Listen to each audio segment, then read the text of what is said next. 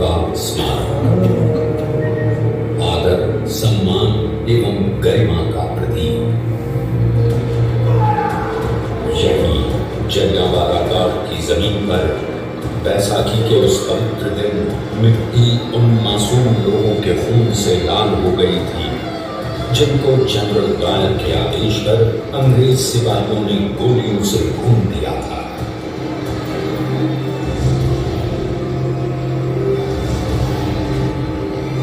आज भी उन सैकड़ों लोगों को याद कर सिरदर्द दौड़ जाती है जिन्होंने उस दिन भारतीय स्वतंत्रता आंदोलन के सबसे काले दिन यहाँ अपनी आखिरी सांस ली थी।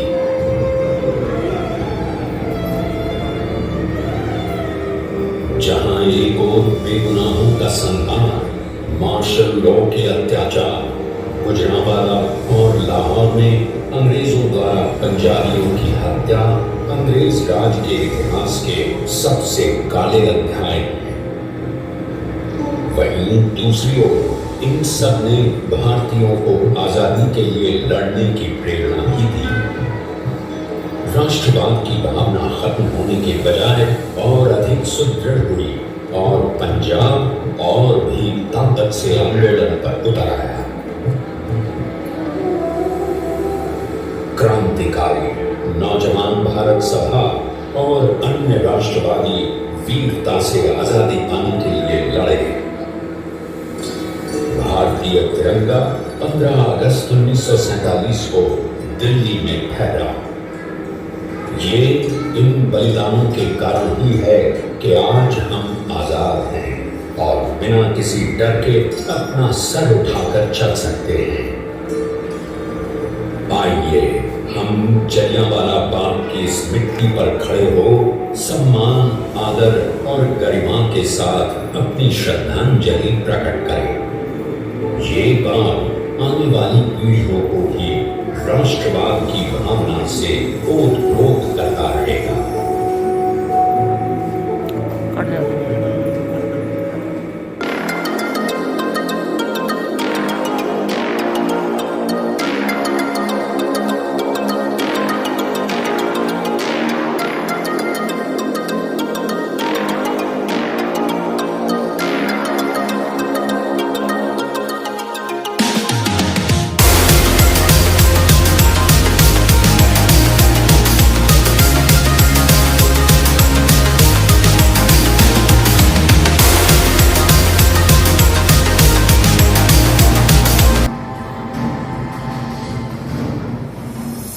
पंजाब के लोगों ने पूरे जोश के साथ रोलैक सत्याग्रह में हिस्सा लिया और ये अकारण न था। युद्ध के दुष्प्रभावों के अलावा लाहौर षड्यंत्र की विध्वंस यादें अभी तक ताजा थी। दूसरी ओर पंजाब का लेफ्टिनेंट गवर्नर माइकल ओ'ड्वायर था जो किसी भी कीमत पर हर राष्ट्रवादी भावना को कुचल देना चाहता था। 9 अप्रैल पंजाब में 9 अप्रैल को सभी ने मिलकर रामनवमी मनाई और अंग्रेजों की नजर में ये उत्सव भी उनके खिलाफ षड्यंत्र से बड़ी सवारी था।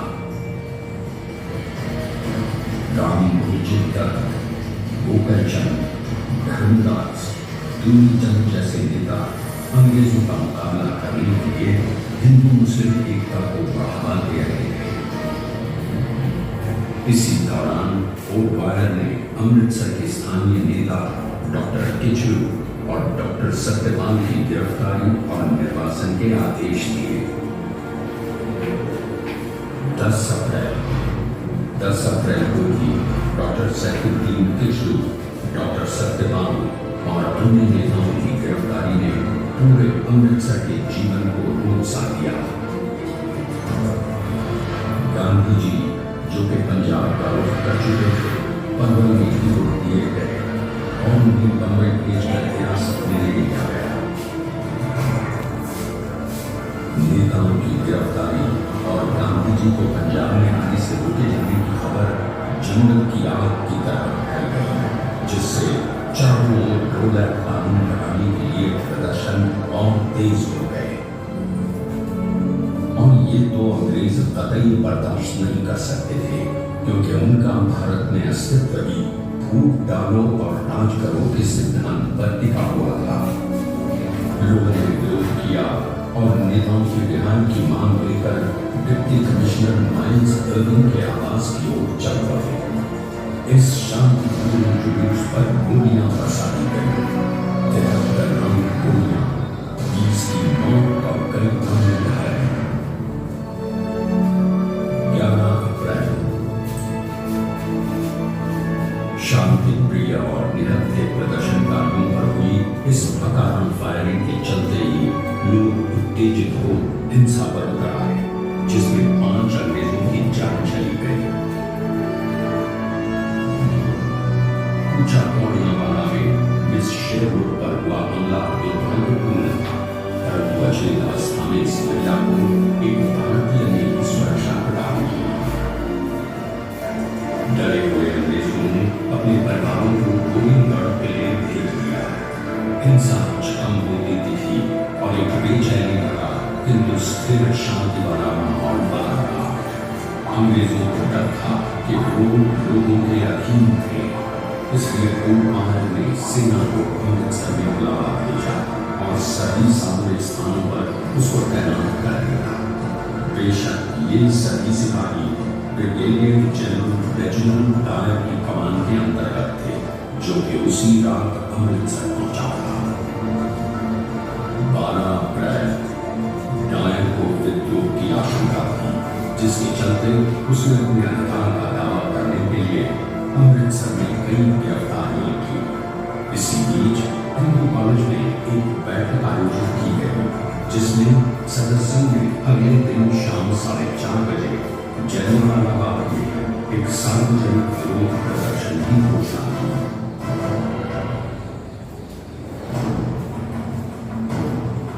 Atrocities and riots in Amritsar.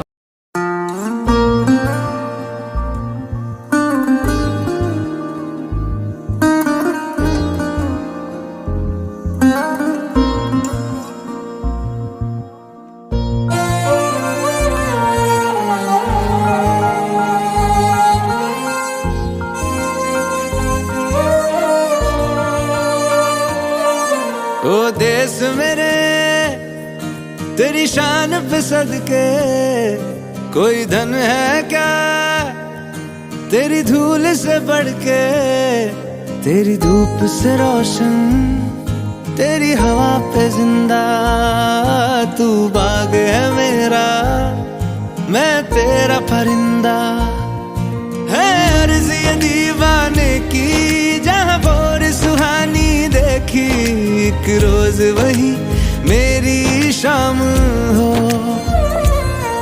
कभी याद करे जो जमाना, माटी पे मर मिट जाना, जिक्र में शामिल मेरा नाम हो।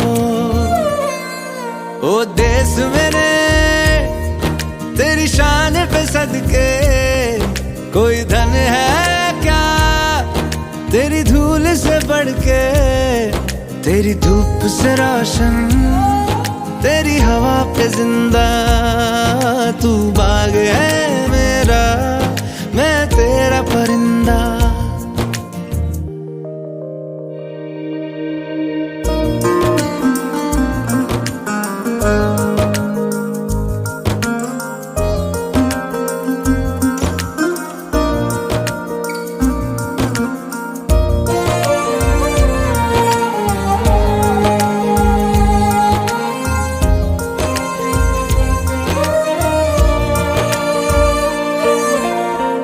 चल तेरा रहे माँ रंग बिरंगा,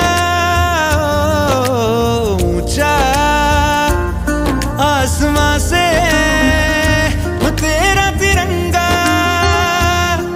जीने की इजाजत दे दे या हुक्म शहादत दे दे, मंजूर हमें जो भी तू चुने। रेशम का हो मधुशाला या कफन सिपाही वाला, ओढ़ेंगे हम जो भी तू बुने। ओ देश मेरे तेरी शान पे सदके, कोई धन है क्या तेरी धूल से बढ़ के। तेरी धूप से रोशन, तेरी हवा पे जिंदा, तू बाग है मेरा, मैं तेरा परिंदा।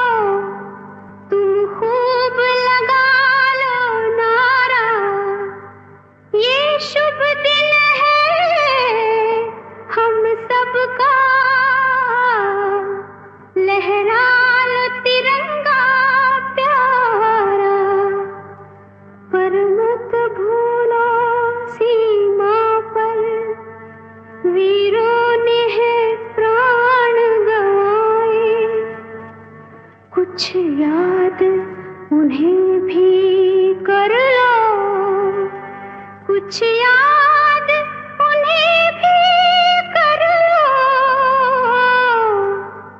जो लौट के घर ना आए, जो लौट के घर ना आए।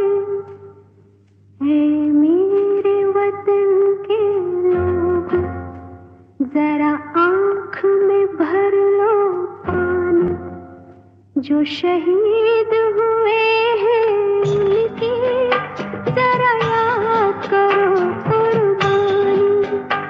है मेरे वतन के लोगों, जरा आँख में भर लो पानी, जो शहीद हुए हैं उनकी जरा याद करो।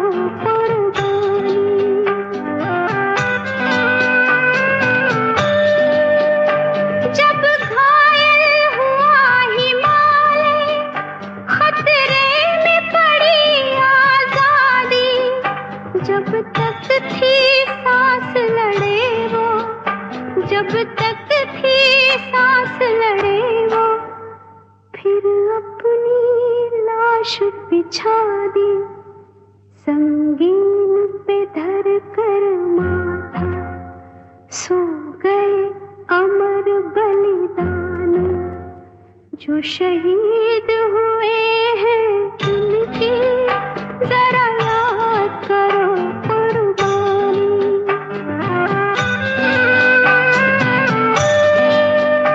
जब देश में थी दिवाली, वो खेल रहे थे होली, जब हम बैठे थे घरों में, जब हम बैठे थे घरों में, वो झेल रहे थे गोली, थे धन्य जवान वो अपने, थी धन्य वो उनकी जवानी, जो शहीद हुए हैं उनकी जरा याद करो कुर्बानी।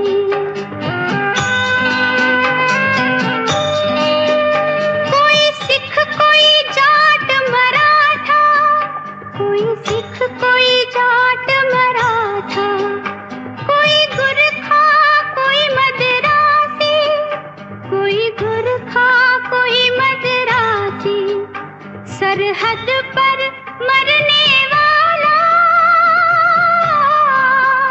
सरहद पर मरने वाला, हर वीर था भारतवासी, जो खून गिरा पर्वत पर, वो खून था हिंदुस्तानी, जो शहीद हुए हैं उनकी जरा याद करो कुर्बानी।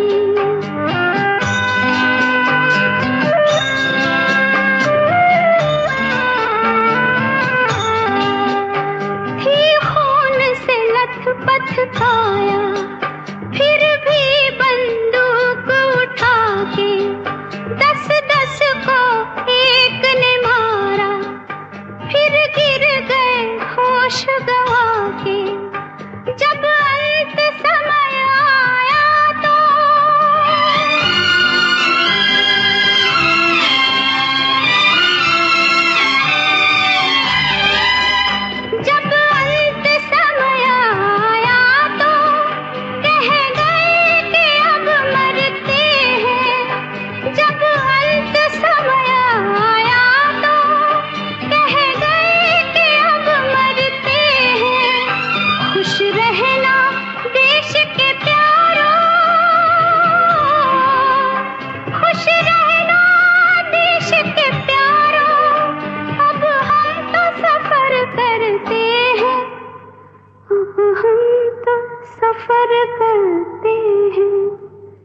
क्या लोग थे वो दीवाने, क्या लोग थे वो अभिमानी, जो शहीद हुए हैं उनकी जरा याद करो कुर्बानी।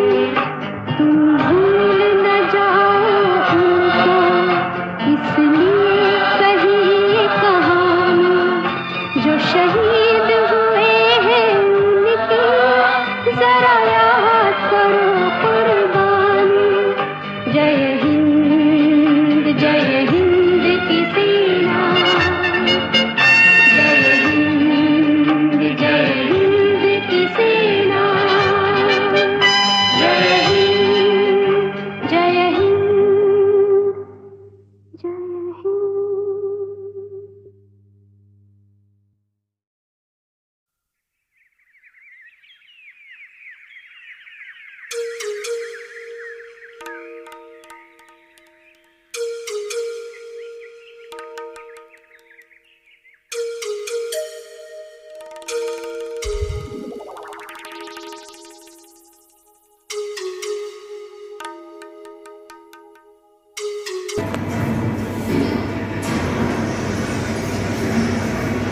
कहानी भगत सिंह की।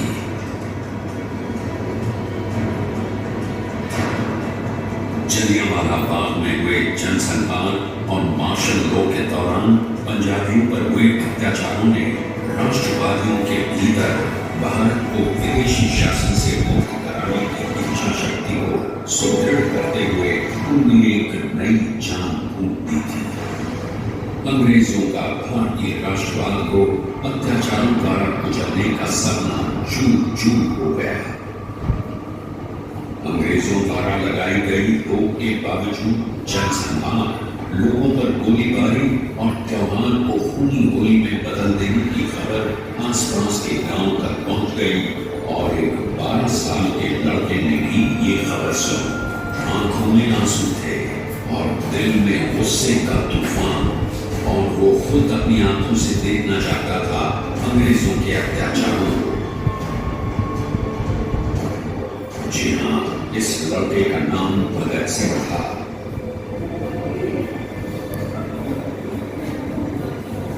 वो लड़का जिसका चाचा अजीत सिंह अंग्रेज सरकार को पहले ही चुनौती दे रहा था।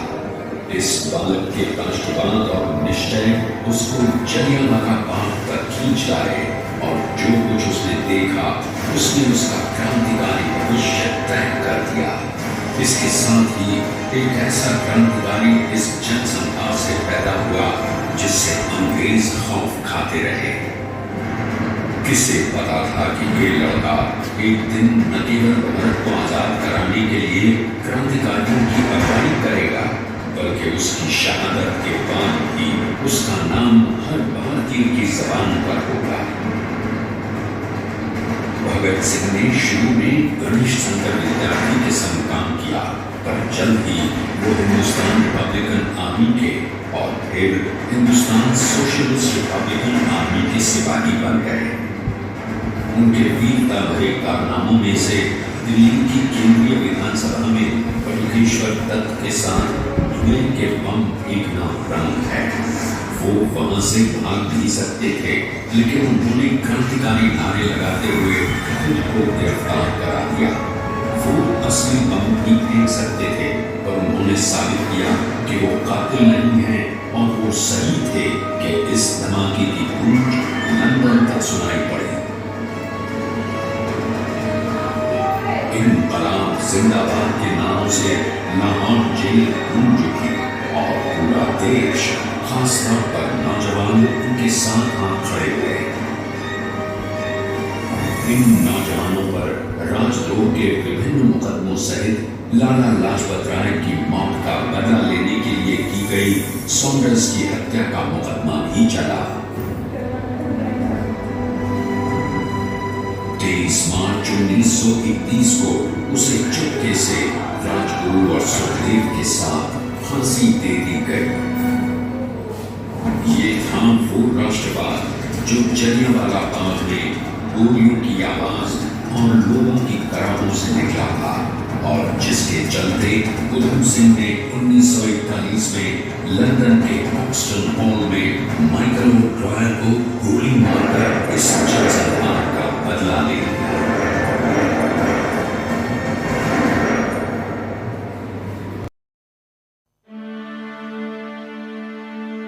एक ओंकार सतनाम करता पुरख निर्भव निर्वैर अकाल मूरत अजूनी सैभं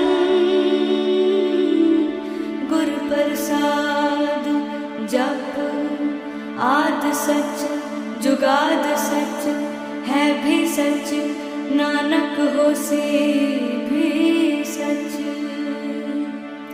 सोचे सोच न होवई जे सोची लखवार चुपै चुप न होवई जे लाए रहा लिवतार भुखिया भुख न उतरी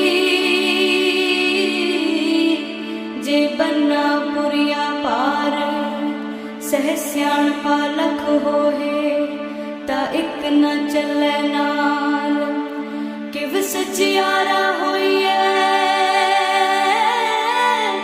किव कूड़े टुटे पाल हुक्म रजाई चलना नानक लिखिया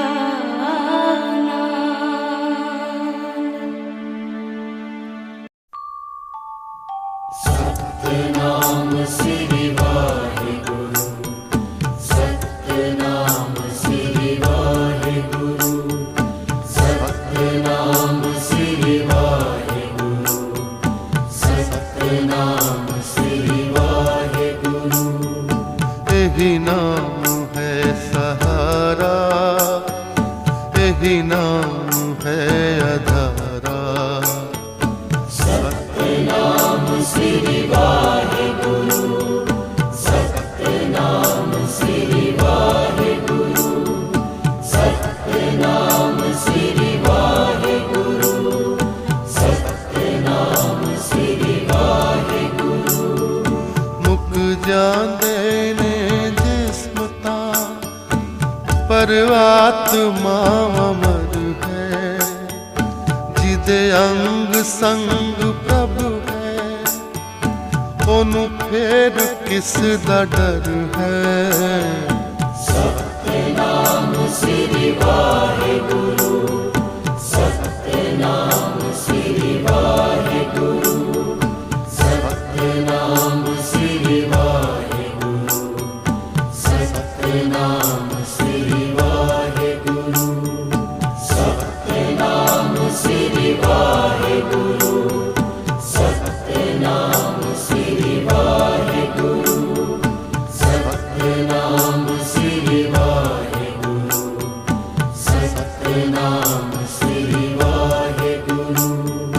यही नाम है सहारा यही नाम है आधारा। सतनाम श्री वाहिगुरु सतनाम श्री वाहिगुरु सतनाम श्री वाहिगुरु सतनाम श्री वाहिगुरु। मुक जांदे ने जिस्म तां पर आत्मा अमर है जिदे अंग संग प्रभु है ओनू फेर किस दा डर है।